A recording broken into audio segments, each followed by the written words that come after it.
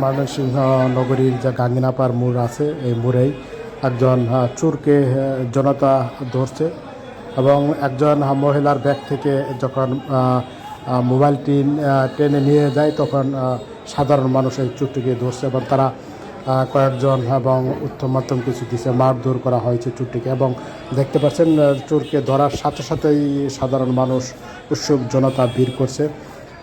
হ্যাঁ, দেখতে পাচ্ছেন যে সে আবার কান্নাকাটি করে বলছে যে আসলে সে মোবাইলটি নেই নাই, আসলে হ্যাঁ তার কাছে এই মোবাইলটি পাওয়া যায় এবং হ্যাঁ এখানে সাধারণ মানুষ জড়ো হয়েছে। তারা চোরকে জিজ্ঞাসাবাদ করছে যে তার সাথে আর কে আছে, তিনি অস্বীকার করছেন এবং কিছু লোক দেখা যাচ্ছে চোরকে বাঁচানোর জন্য উঠে পড়ে লেগে গেছে এবং কিছু লোক চোরকে ছেড়ে দেওয়ার জন্য চেষ্টা করছে। আপনারা দেখতে পাচ্ছেন যে কিছু লোক আসছে, এসে তারা এই চোরকে বের করে দিচ্ছেন এবং আরেকজন টেনে নিয়ে যাচ্ছেন এবং চোরকে বের করে দেওয়া হচ্ছে।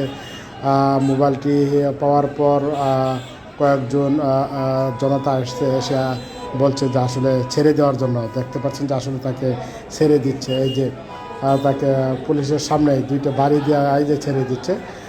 চলে গেলেন পুলিশ, আসলে জনতাই চোরকে ধরলেন, আবার জনতাই পুলিশের সামনে চোরকে ছেড়ে দেওয়া হলো।